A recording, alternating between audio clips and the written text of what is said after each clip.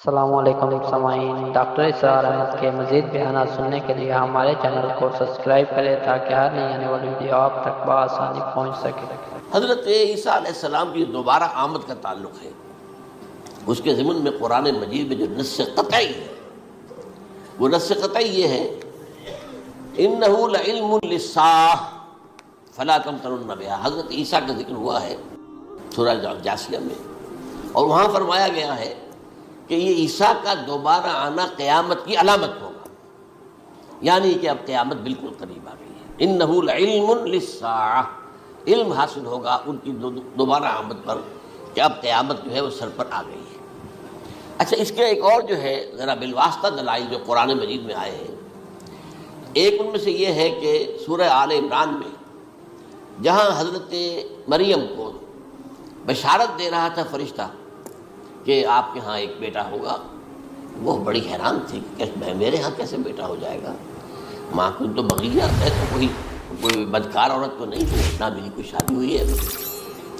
تو اس میں جو باتیں بیان کی تھی فرشتے نے، وہ جو بیٹا ہوگا اس کی کیا شان ہوگی، اس میں یہ الفاظ بھی آتے ہیں وَيُكَلِّمُ النَّاسَ فِي الْمَهْدِ وَكَهْلًا، وہ باتیں کرے گا، لوگوں سے گفتگو کرے گا جبکہ وہ پنجھوڑے میں ہوگا، بچہ ہوگا، گود میں ہوگا، اور کہل کے وقت، کہل کہتے ہیں جب آدمی عمر میں جو ہے 40-45 کا کسی بھی اوپر ہو جائے، آپ پہلے طفل کہتے ہیں، پھر جوان کہتے ہیں، عربی زبان میں شاب کا لفظ آتا ہے، بہت جوان، بڑی اچھی صحت میں ہے، اس کے بعد پھر ظاہر بات ہے ڈھلوان شروع ہوتی ہے، یہ کہل ہے۔ جب بڑھاپے کے آثار شروع ہوتے ہیں، بال سفید ہونے شروع ہوتے ہیں، تو یہ کہل، قبول۔ اب سوال یہ ہے اس گھوڑے میں بات کر دیں، یہ تو معجزہ ہے، لہذا اس کا ذکر یہاں پر مناسب ہے۔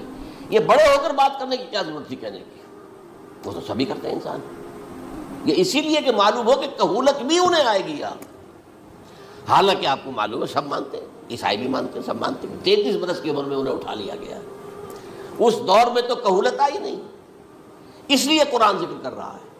اور یہ بات جو ہے دوسری مرتبہ آئی ہے، یہ سورہ المائدہ میں آیت نمبر 110 وَتُكَلِّمُ النَّاسَ فِي الْمَهْدِ وَكَهْلًا، صرف یہ ضمیر کا فرق ہے، وَيُكَلِّمُ النَّاسَ فِي الْمَهْدِ وَكَهْلًا، اور وَتُكَلِّمُ النَّاسَ فِي الْمَهْدِ وَكَهْلًا یہ ہے جب قیامت کے دن اللہ تعالیٰ حضرت عیسیٰ سے سوال کریں گے، اے عیسیٰ ابن مریم، کیا تم نے میری اجازت سے اور میری تائید سے یہ معجزے نہیں دکھائے، یہ معجزے نہیں دکھائے، میں نے تم پر یہ فضل نہیں کیا؟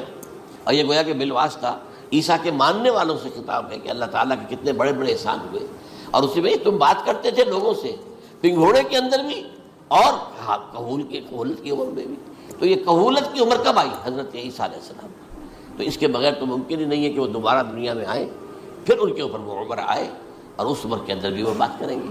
تو یہ میرے نزدیک قرآن مجید کے اندر دلائل ہیں اس چیز کے کہ حضرت عیسیٰ علیہ السلام کی دوبارہ جو ہے آمد ہوگی۔ اب اس ضمن میں چاہتا ہوں کہ آج خاص طور پر جو الساعہ کی اور جو علامتیں قرآن میں آئی ہیں، یہ ضمنی مضمون ہو جائے گا، لیکن بہرحال یہ بھی ایک معلوماتی مضمون ہے کہ ایک تو یہ قیامت کی بڑی نشانیوں میں سے حضرت عیسیٰ کا دوبارہ آنا، اور کیا کیا جو ہے باتیں بیان ہوئی ہیں وہ ذرا غور سے سن لیجیے۔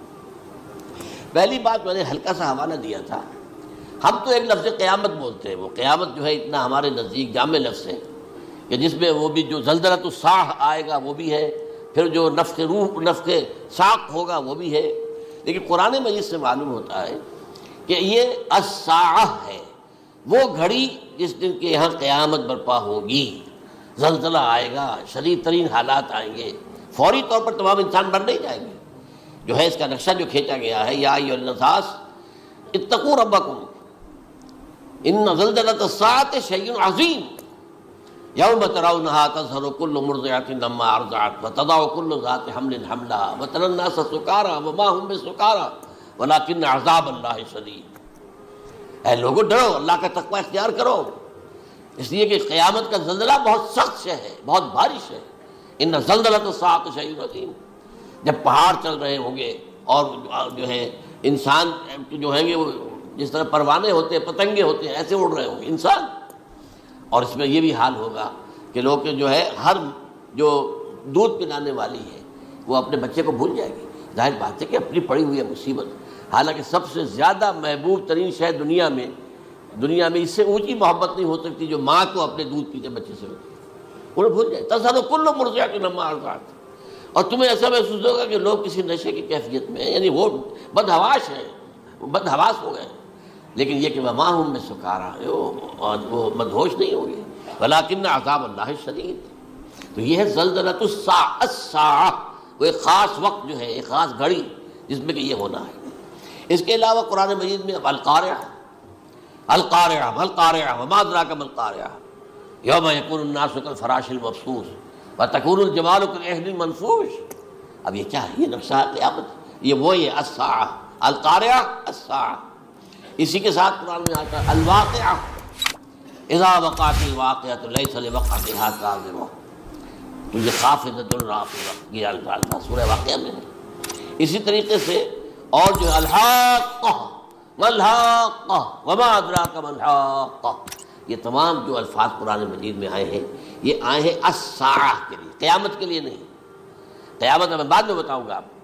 چنانچہ 3 نفخے ہیں جو قرآن سے ثابت، نفخ فی الصور، اور اس نفخ فی الصور کا یہ عالم ہوگا یوم ینفخ فی الصور ففزع من فی السماوات ومن فی الارض الا من شاء اللہ۔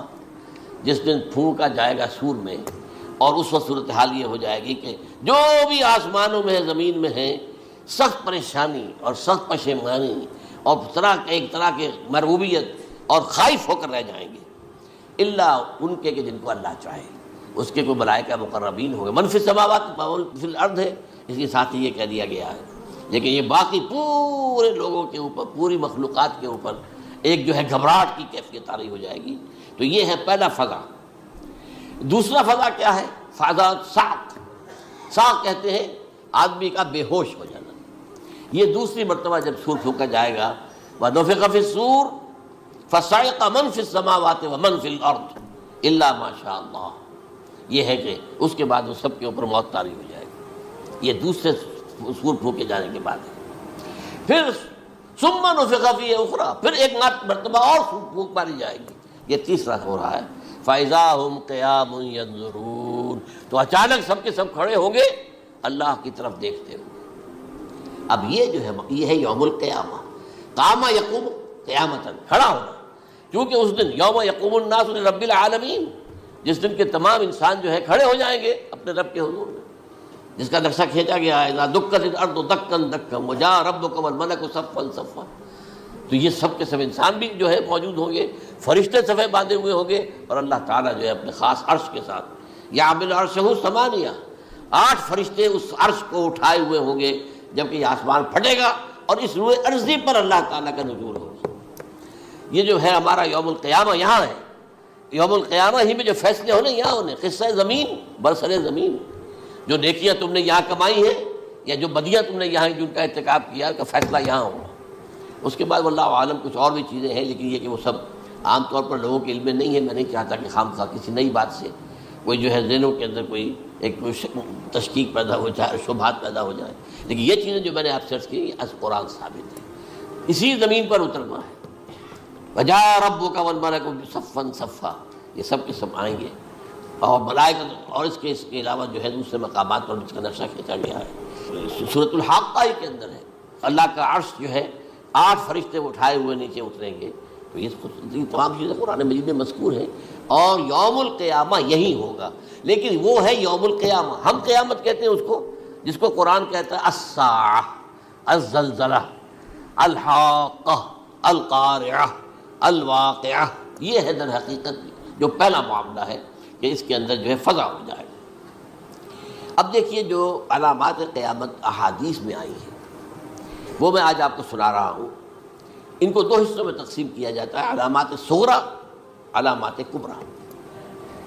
چھوٹی نشانیاں جو درجہ بدرجہ درجہ بدرجہ درجہ بدرجہ حاضر سامنے آئیں گے۔ ایک ہے بالکل قیامت سے متصل قبل بڑے جو خرق عادت واقعات ہوں گے وہ آئیں گے۔ اچھا، پہلی چیز کے سلسلے میں حضرت انس رضی اللہ تعالیٰ عنہ سے یہ مروی ہے، اور یہ حدیث متفق علیہ ہے۔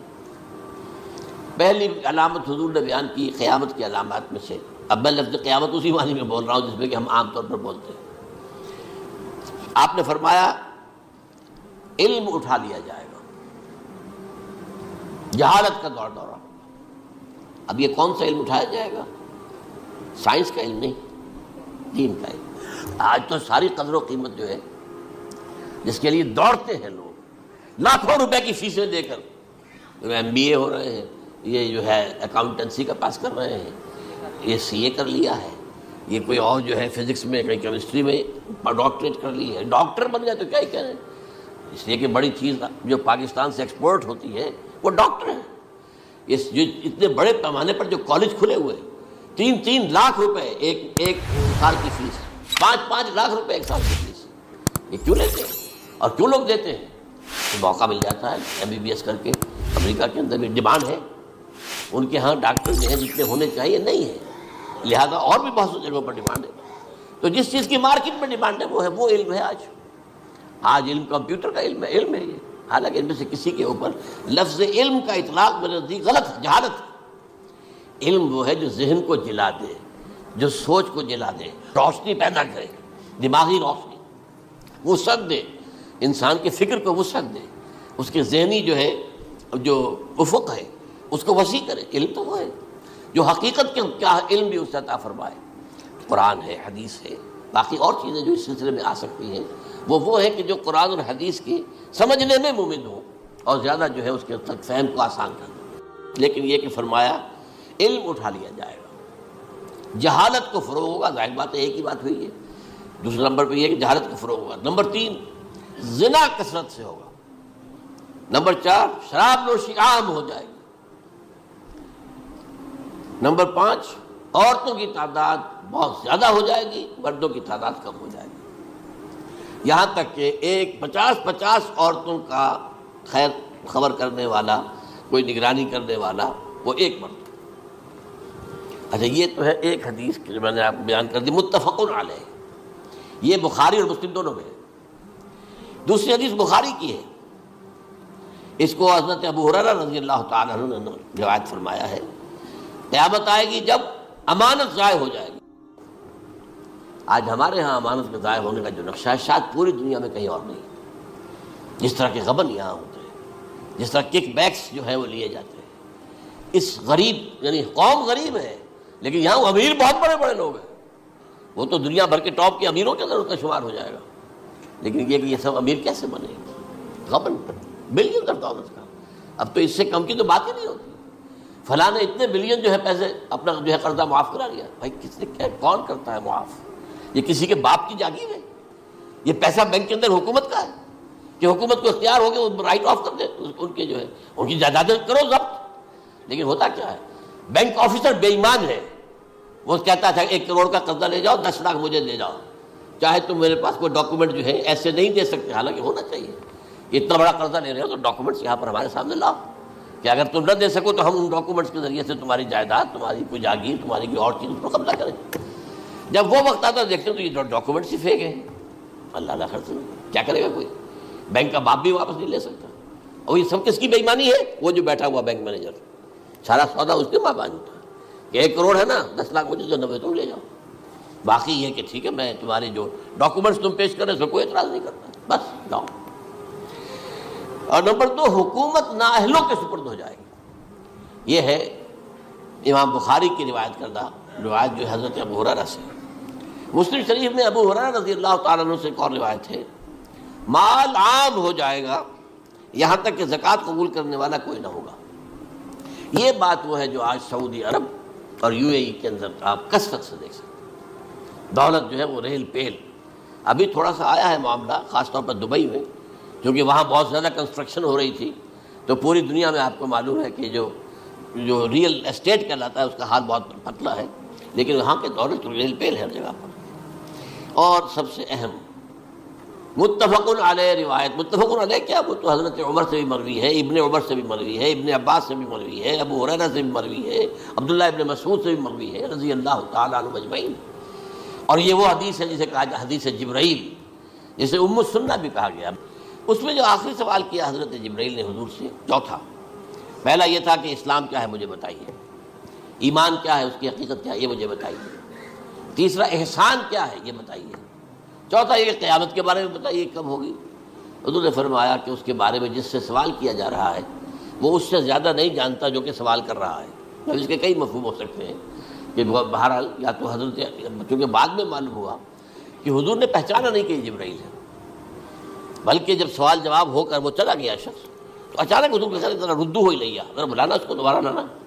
اب جو دیکھا کہ وجود ہی نہیں اس کا، آسمان نے اس کو چکھ لیا، زمین نے نگل لیا، کیا ہوا ہے؟ پھر آپ نے یہ جبرائیل تھے جو تمہیں تمہارا دین سکھانے آئے تھے، جبکہ تم سوال نہیں کر رہے ہو. یہ بڑے بیسک کوسچن تھے، اس لیے کہ دنیا کے ہمارا نظام اسلام پر ہے، ایمان پر نہیں ہے. اس لیے کہ ایمان کو ویریفائی کر نہیں سکتے. کیسے پتا ہوگا اس میں ایمان ہے یا نہیں ہے؟ کوئی آلہ نہیں ہے، کوئی الیکٹروکارڈیوگرام ابھی تک ایسا نہیں ہے، کوئی جو ہے اور جو طریقے چل رہے ہیں وہ تو ان کے ذریعے سے یہ نہیں معلوم ہو سکتا ایمان ہے کہ نہیں. لہذا یہاں کا سارا نظام اسلام پر ہے. شہادت اللہ الہ الا اللہ وان محمد رسول اللہ، پھر ایک نظام بنا دیا، اقام الصلاۃ و ایتاء الزکوٰۃ و صوم رمضان و حج البیت. اس میں بھی یہ ہے کہ اگر کوئی نماز کو نہیں مانتا تو کافر ہوگا، لیکن نماز پڑھتا نہیں ہے تو کافر نہیں ہے، فاسق ہے، فاجر ہے، گناہ گار ہے، کمزور مسلمان ہے. اس طرح زکوٰۃ کا منکر ہو جائے گا تو وہ کافر ہوگا، لیکن زکوٰۃ دے نہیں رہا ہے تو یہ گویا کہ گناہ گاری ہے، کمزوری ہے. تو اس حوالے سے نوٹ کر دیجئے کہ یہاں کا دنیا کا سارا اسلامی نظام اور سارا کانسٹیٹیوشنل اور لیگل سسٹم جو ہے اسلام کا، وہ اقرار باللسان پر ہے. ایمان ہے وہ کہ جس کی بنیاد پر وہاں فیصلے ہوں گے. یہاں کوئی شخص مسلمانوں کا بڑا لیڈر ہے، بڑا علامہ ہے، بڑی اس کی قدر و منزلت ہے، اس کے ہاتھ چومے جا رہے ہیں، پاؤں چومے جا رہے ہیں، ہو سکتا ہے وہاں کہا جائے دفع ہو جاؤ، تمہارے دل میں ایمان نہیں تھا، تم نے یہ سب کچھ کیا تھا اس لیے کہ کہا جائے کہ بڑے عالم ہو، اور یہ کہا جا چکا فقط قیلا. اب یہاں کچھ نہیں ہے تمہارے پاس. پھر فرشتوں کو حکم ہوگا کہ اس کو گھسیٹتے ہوئے جہنم میں ڈال دیں. 3 باتیں بیان کی آپ نے. یہی حشر اس کا ہوگا مالدار کا. اللہ پوچھے گا میں نے تمہیں بہت مال دیا، تم نے کیا کیا؟ وہ کچھ گنوانا شروع کرے گا، اللہ فرمائے گا جھوٹ بول رہا، قذب تھا، تم نے یہ خیرات و صدقات اس لیے کیے تھے کہ تمہاری سخاوت کے ڈنکے بج جائے، تعریفیں کی جائے. وہ کی جا چکی ہے، دنیا میں ڈنکا بج گیا. یہاں کچھ نہیں تھا، وہ نیت دل میں کچھ اور تھی تمہارے. میں لیس البر ان تولوا وجوہکم والا قرآن مجید کا سبق ہمارا منتخب نصاب کا نمبر 2 بڑی تفصیل سے بیان کیا. یہی معاملہ ہوگا اس عالم کا. اللہ فرمائے گا میں نے تمہیں علم دیا، تم نہیں. وہ کہے گا میں نے علم پھیلایا لوگوں میں ہدایت کی. جھوٹ بول رہے ہیں، تم نے تو صرف اس لیے کیا تھا، تمہاری نیت یہ تھی کہ بڑا عالم شخص ہے، بڑا فاضل شخص ہے. تو یہ سب کہا جا چکا. تو وہاں کا معاملہ جو ہے وہ اسلام پر نہیں ہے. یا آپ دکھائیں گے دیکھیے یہ میرا آئیڈینٹی کارڈ، اس پہ اسلام میرا مذہب لکھا ہوا ہے، یا یہ میرا پاسپورٹ ہے. آئیڈینٹیفیکیشن کے لیے دنیا میں عام طور پر یہ چیزیں ہوتی ہیں. کوئی تعلق نہیں. آخرت کا معاملہ کسی اور شے پر ہے.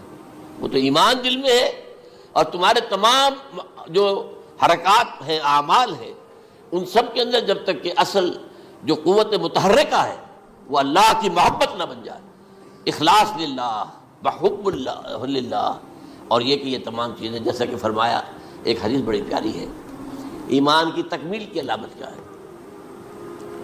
فرمایا من احب للہ وابغض للہ ومنع للہ وعطا للہ فقد استکمل الایمان. جس شخص کے نے محبت جس سے بھی کی، اللہ کے لیے کی، اپنے مفادات کے لیے نہیں، رشتہ داری کی بنیاد پر نہیں. محبت اوپر ہو جائے، رشتہ دار کا حق ہے دو، بیوی کے حقوق ہیں دو، لیکن محبت یہ اللہ کے لیے ہو کہ فلاں شخص سے مجھے محبت اللہ کے لیے. اور اگر نفرت رکھی تو اللہ کی وجہ سے رکھی، اس لیے رکھی کہ وہ اللہ کے دین سے دور ہے، وہ اللہ کے راستے پر نہیں آ رہا ہے، وہ فسق و فجور کی جو ہے زندگی آ رہا. اس میں بھی یہ ہے کہ یہ نہیں ہے تعلق قطع کر لو. تعلق قطع کرو گے تو تبلیغ اور اصلاح کا موقع کہاں رہے گا، لیکن دلی محبت نہیں ہوگی اس میں. تو اگر محبت ہے تو اللہ کے لیے، اور نفرت ہے تو اللہ کے لیے. اور کسی کو کچھ دیا ہے تو اس لیے کہ اللہ کا حکم ہے کہ دوں، اور کسی سے کچھ روکا ہے تو اس لیے کہ اللہ کا حکم ہے کہ روکوں. اس کو نہیں دینا ہے. فقد استکمل الایمان، تو اس شخص نے ایمان کی تکمیل کر لی. یہ ہے اصل جو ڈیسائیڈنگ فیکٹر ہے، وہ یہ ہے. اور اس ایمان کی پہلی علامت کیا ہے؟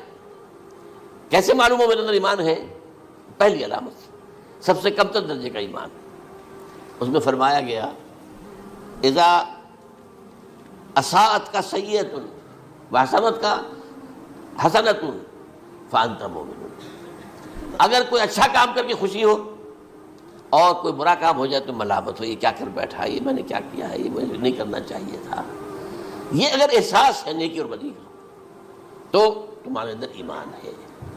یہ ایمان ہے ادنا درجے کا، اور وہ ایمان محب للہ ہے، وابغض للہ ہے، واعطا للہ ہے، ومنع للہ ہے، فقد استکمل الایمان. اچھا، یہ جو متفق علیہ حدیث ہے جو حضرت جبرائیل کی ہے، اس میں پھر انہوں نے کہا کہ اچھا اگر آپ مجھے یہ کب ہوگی قیامت نہیں بتا سکتے تو اس کی کچھ علامتیں بتائیے.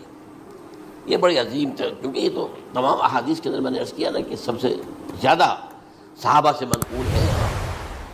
آپ نے فرمایا کہ جب لونڈی اپنی مالکہ کو جنے گی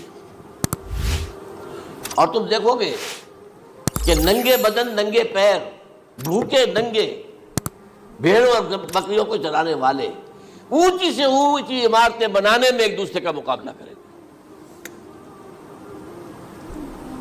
اذا تلد الامۃ ربتها، کیا بات ہے، یہ خاص الفاظ کیوں کہے گئے؟ اولاد والدین کے سامنے دب کر رہتی تھی، کبھی سینہ تان کر بات نہیں کرتے تھے. ٹھیک ہے، کوئی بات آپ مان نہیں سکتے، ابا جان یہ بات تو میں نہیں کر سکتا. یا فرض کیجئے کہ وہ آپ کو کسی نیکی سے روک رہے ہیں، کہ دینی کام سے روک رہے ہیں، ابا جان یہ تو میں نہیں کروں گا، یہ تو دین کا فرض ہے. یہ کہیں آپ، اور ڈٹ کر کہیں اور جمیں اس پر، لیکن یہ کہ کوئی سرکشی کا انداز نہ ہو. ایسا نہ ہو کہ اپنے جناب سینے کو تان کر کے کھڑے ہو جائے، میں نہیں کروں گا، یہ نہیں، یہ غلط ہو جائے. اچھا، اولاد میں بیٹی جو ہوتی تھی وہ زیادہ سبارڈینیٹ، سبمسو، بات ماننے والی، کہیں بھی سر اونچا نہ کرنے والی. اور آخری دور میں کیا ہوگا، بیٹیوں سے مائیں ڈریں گی، انہیں ٹوک نہیں سکتی کسی بات پر، پتہ نہیں کیا بک دے، کیا بکواس کر دے. یہ تو ہمارے یہاں ہو گیا ہے، باہر کیا ہے تو آپ یہ بھی نہیں پوچھ سکتے. آپ کی 13 برس کی لڑکی آئی ہے رات کو 1 بجے، نہیں پوچھ سکتے کہاں رہی ہو، یہ رات کہاں گزاری، پوچھ ہی نہیں سکتے. یہ پوچھنا بھی جرم ہے. اپنے چھوٹے بچے کو آپ نے تھپڑ مار دیا، تہذیب ہے، سکھانا ہے، غلط کام کیا ہے، اس کی سرزنش ہو رہی ہے، فوراً وہ اگر ایک فون کر دے گا پولیس آئے گی، بچے کو لے جائے گی، اسے لا کر کہیں اور جو ہے ڈپازٹ کرے گی اور آپ پر مقدمہ چلے گا، آپ کو اس کی سزا بھگتنی ہوگی. ظاہر بات ہے کہ پھر وہاں سرکشی کا کیا عالم ہوگا، پھر اولاد کہاں سر جھکائے گی، کس درجے میں جھکائے گی، اس کی تربیت عثمانی ہوئی نہیں. تو ان تلد الامۃ ربتها، گویا کہ ماں، بیٹی کے نزدیک ماں جو ہے وہ ایسی ہو جائے گی جیسے لونڈی. گویا کہ لونڈی نے ایک اپنی مالکہ کو جنم دیا ہے، بیٹی مالکہ بن جائے گی اور ماں جو ہے لونڈی بن جائے گی. اور دولت کی ریل پیل کا ابھرتا دکان، یہ جو بھوکے ننگے اور مفلس، کیا حال تھا 100 برس پہلے، انہیں کھانے کو کچھ نہیں ملتا تھا. یہ مشرقی ساحل پر تھے، یہ سوائے یہ کہ مچھلیاں پکڑ لی، اللہ اللہ خیر اللہ وہ کھا لی، یا کہیں ان کو بیچ دیا، کوئی بنڈی لگ گئی، بنڈی لگ جاتی تھی وہاں، اور کیا تھا. اور مغربی ساحل پہ کیا ہوتا تھا، ساری ان کی معیشت حج کے گرد گھومتی تھی. حاجی آئے ہیں، خریداریاں کر رہے ہیں، اور آپ کو معلوم ہے پوری دنیا سے مال پہلے بھی پہنچتا تھا وہاں. آپ کو جو ہے ہر ملک کے ہر کونے کا پھل وہاں مل جائے گا آج بھی. اور وہاں پر یہ ہے کہ سب سے بڑی بدوؤں کے لیے سب سے بڑی بات کیا تھی، قربانی کا گوشت. اسے وہ سکھاتے تھے، سخت چمڑے کر کے کھاتے تھے، یہ ان کا حل تھا. آج جا کر دیکھیے نئے شہر بن رہے ہیں، امریکنز کو کانٹریکٹ دیے جا رہے ہیں، بالکل ماڈرن شہر بنا دو. ایک ایبسلیوٹلی ماڈرن شہر جو ہے وہ جو مشرقی ساحل کے اوپر جو پہلے سے آرام کو سٹی ہے، امریکن سٹی ہو، اس کے اندر کوئی سعودی بھی داخل نہیں ہو سکتا سوائے جس کے پاس اس سٹی کی طرف سے لائسنس نہ ہو. اور اس کی 4 دیواری کے اندر، 4 دیواری کیا فصیل کے اندر کہی ہے، جو چاہو کرو، کوئی تم پر پابندی نہیں. ننگے نہاؤ، تالاب ہے نہا رہے، ننگی عورتیں ننگی مرد نہا رہے، کوئی پوچھنے والا نہیں. اب اسی قسم کا ایک سٹی آباد ہونا جا رہا ہے مغربی ساحل پر، جدہ اور یمبو کے درمیان.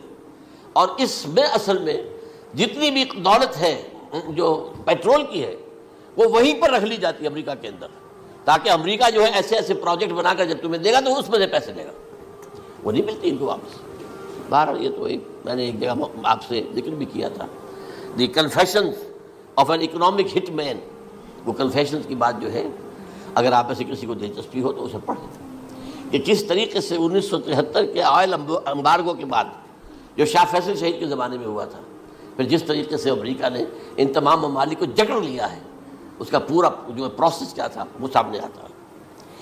بہرحال اس کے بعد آتا ہے علامات کبریٰ کا ذکر. بڑی علامتیں جو کہ بالکل خرق عادت کے انداز میں ہوگی، جن کا معاملہ جو ہے وہ آپ کے ناپ تول میں نہیں آ سکتا، آپ کی کیمسٹری فزکس اس کا جو ہے وہ نہیں کر سکتی، ادراک ہوگا یہ قیامت کی۔ ان میں نمبر 1 کیا ہے؟ ایک بہت بڑا دھواں آئے گا، پوری دنیا کو لپیٹے گا۔ نمبر 2، دجال کا ظہور ہوگا، جو اپنی خدائی کا دعویٰ لے کر آئے گا اور بنوائے گا۔ اس کے ہاتھ میں ہو جائیں گے، قبضے میں ہو جائیں گے سارے ذرائع پیداوار کے۔ اس کی طرف بھی پہلا قدم اٹھ چکا ہو، ٹرپس کے نام سے معاہدہ ہو چکا ہے۔ کوئی ملک اپنا بیج پیدا نہیں کر سکتا، یہ بیج ہم نے ڈیولپ کیے ہیں۔ ان کے ڈیولپمنٹ سے پہلے تم ایک ایکڑ سے کتنی گندم لیتے تھے، آج کتنی لے رہے ہیں؟ کس بنا پر؟ جینیٹکس کا جو کام ہم نے کیا ہے یہ بنا پر ہو رہا۔ ہاں تو ہمارا حق ہے، اس کی رائلٹی ہمارے پاس آنی چاہیے۔ لہذا صرف ان اداروں سے، ملٹی نیشنل سے خریدا جائے گا بیج، اور بیج بھی وہ دیں گے وہ کہ جس سے جو فصل اگے گی وہ بیج نہیں لا سکتے، وہ بیج کا کام نہیں کر سکتے۔ جیسے آپ کو معلوم ہے کہ آپ کے ہاں جو گوشت کھایا جاتا ہے مرغے کا، تو مرغا وہ جو ہے اس میں، مرغا ہو یا مرغی ہو، اس کے اندر کوئی وہ کیفیت ہی نہیں ہے۔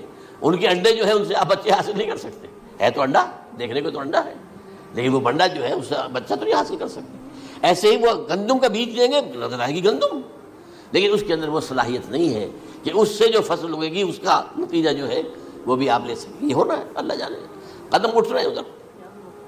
پھر یہ ہے کہ دابۃ الارض، زمین سے ایک حیوان نمودار ہوگا، زمین شق ہوگی۔ ابھی میں کہہ رہا ہوں خرق عادت ہے، یہ چیزیں وہ نہیں ہیں جو ہماری کسی حساب کتاب میں جو باتیں پہلے آئی ہیں وہ تو حساب کتاب میں آ رہی ہیں، ساری سمجھ میں آ رہی ہیں، ساری چیزیں مشاہدہ ان کا ہو رہا ہے۔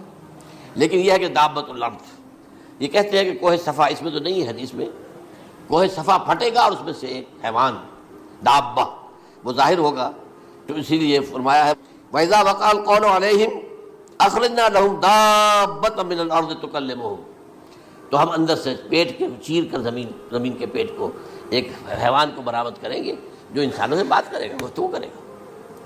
نمبر 4، طلوع الشمس من المغرب، یہ بھی خرق عادت۔ سورج تو طلوع ہوتا ہے مشرق سے، غروب ہوتا ہے مغرب میں، لیکن اس وقت معاملہ الٹا ہو جائے گا۔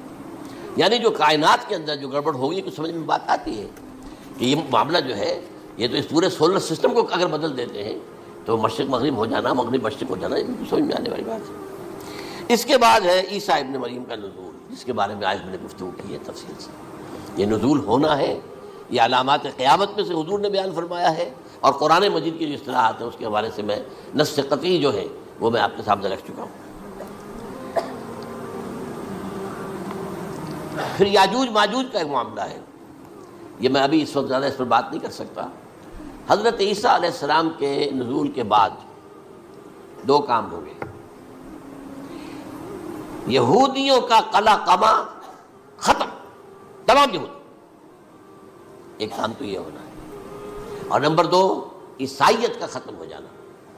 عیسائیت کی نفی کر دیں گے، بھائی تم مجھے خدا کا بیٹا بنائے بیٹھے ہو، میں تو خدا کا بیٹا نہیں ہوں، میں تو اس کا بندہ ہوں، رسول ہوں، میں نے تم سے کب کہا تھا کہ مجھے خدا کا بیٹا بناؤ۔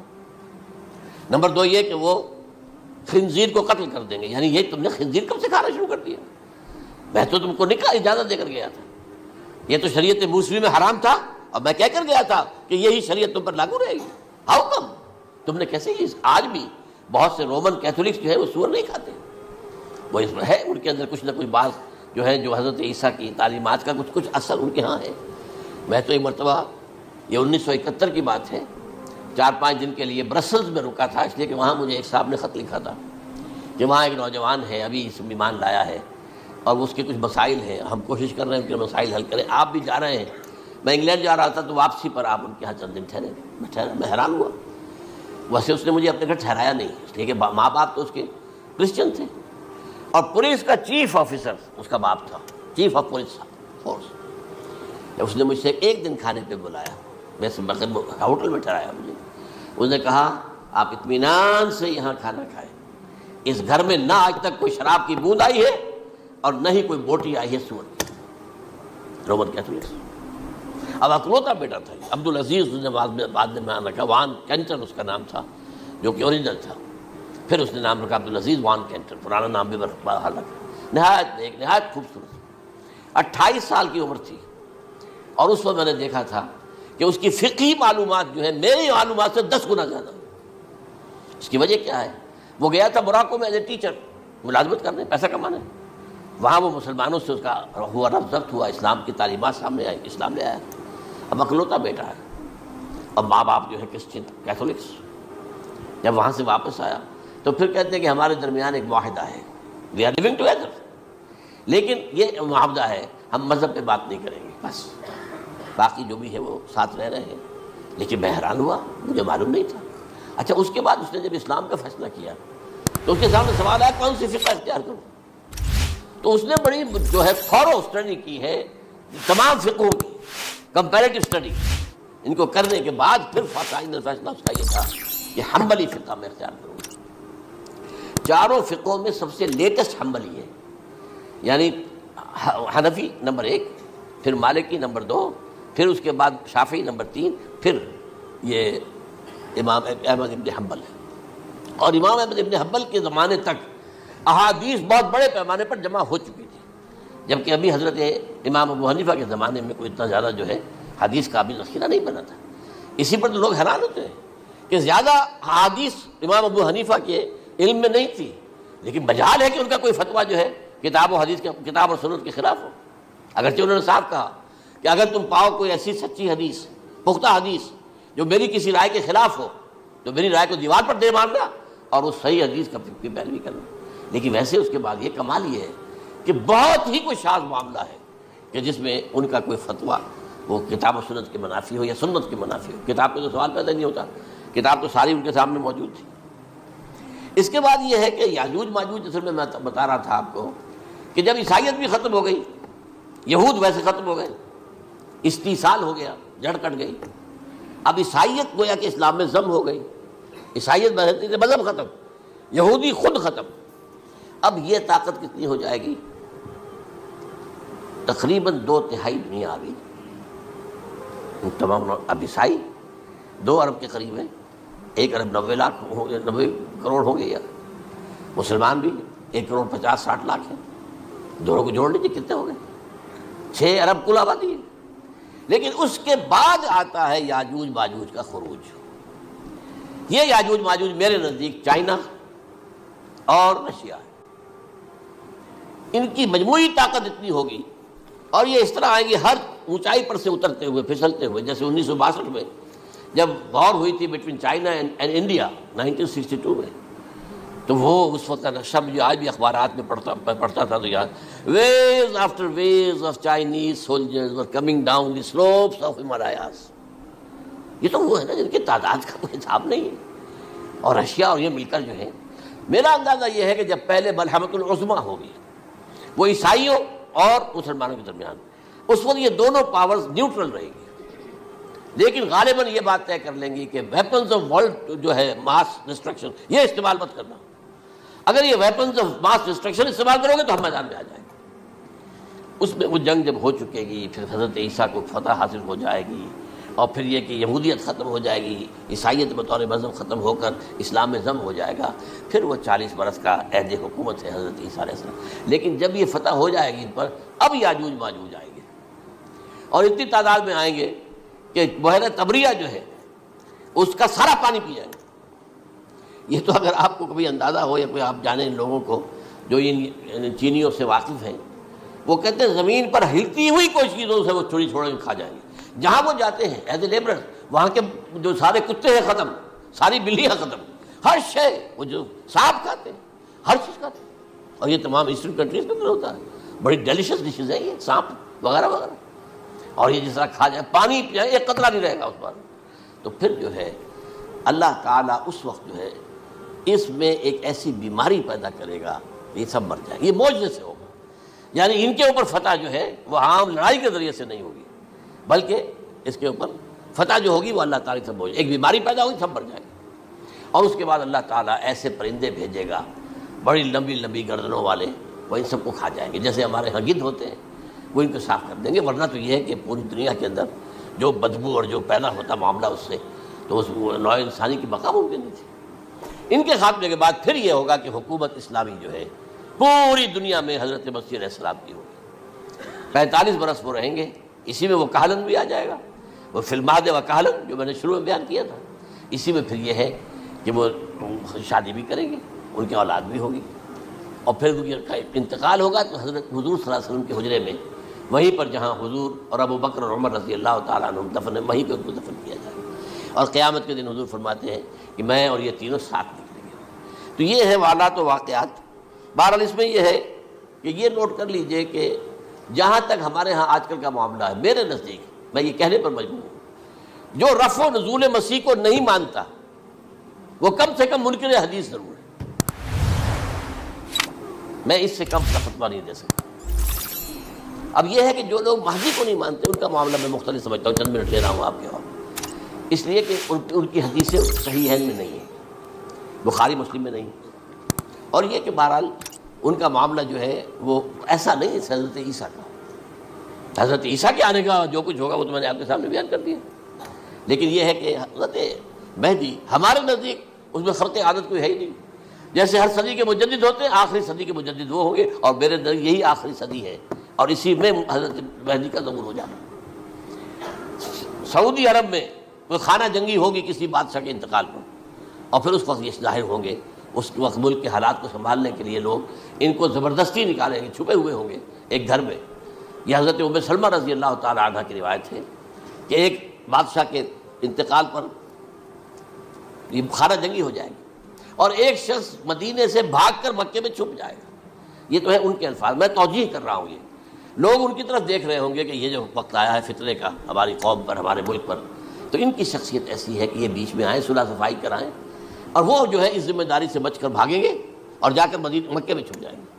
پھر لوگ انہیں تلاش کر کے نکالیں گے اور زبردستی ان کے ہاتھ پر بیعت کریں گے، ورنہ وہ اتنے بڑے منصب کو۔ اور پھر یہ بھی ہے، ایک حدیث میں آتا ہے یصلحوا فی لیلۃ واحدہ، ایک رات میں ان کی مکمل اصلاح کر دیں گے۔ یعنی اگر کوئی تھوڑا بہت نقص اور عیب کوئی ہوا بھی، کوئی کمی کوتاہی ہوئی بھی، تو اللہ تعالیٰ ایک رات میں اصلاح کروا دیں گے۔ لیکن ہمارے نزدیک اس قدر کوئی خرق عادت ہے ہی نہیں۔ البتہ جو کہتے ہیں اہل تشیع، وہ خرق عادت ہے کہ ان کے 12ویں امام جو ہے وہ بچپن ہی کے اندر اس خوف سے کہ جو بنو عباس بادشاہ ہیں وہ ان کو قتل کر دیں گے، تو وہ ایک غار میں چھپا دیے گئے۔ اب وہ 1200 برس سے اس غار کے اندر چھپے ہوئے، اور اس کے بعد وہ ظاہر ہوگی، وہ امام مہدی ہوں گے۔ اس میں خرق عادت ہے، لیکن میں یہ کہتا ہوں کہ محض خرق عادت کی بنیاد پر ہم اس کی نفی نہیں کریں گے۔ کیوں؟ کیا ہم یہ نہیں مانتے کہ اصحاب کہف 300 برس تک سوئے رہے؟ یہ کیا عام بات ہے؟ حضرت عزیر علیہ السلام اللہ نے انہیں موت دی، موت، اور 100 برس کے بعد زندہ کر کے اٹھا لیا۔ تو خرق عادت حضرت عیسیٰ کو ہم اتنا بڑا خرق عادت مانتے ہیں کہ اٹھا کر آسمان پر، تیسرے آسمان کے اوپر ہیں، موجود ہیں، اب بھی ہیں۔ شب معراج میں تیسرے آسمان پر حضور کی ملاقات ان سے ہوئی۔ السلام علیکم سامعین، ڈاکٹر اسرار احمد کے مزید بیانات سننے کے لیے ہمارے چینل کو سبسکرائب کریں تاکہ ہر نئی آنے والی ویڈیو آپ تک بآسانی پہنچ سکے۔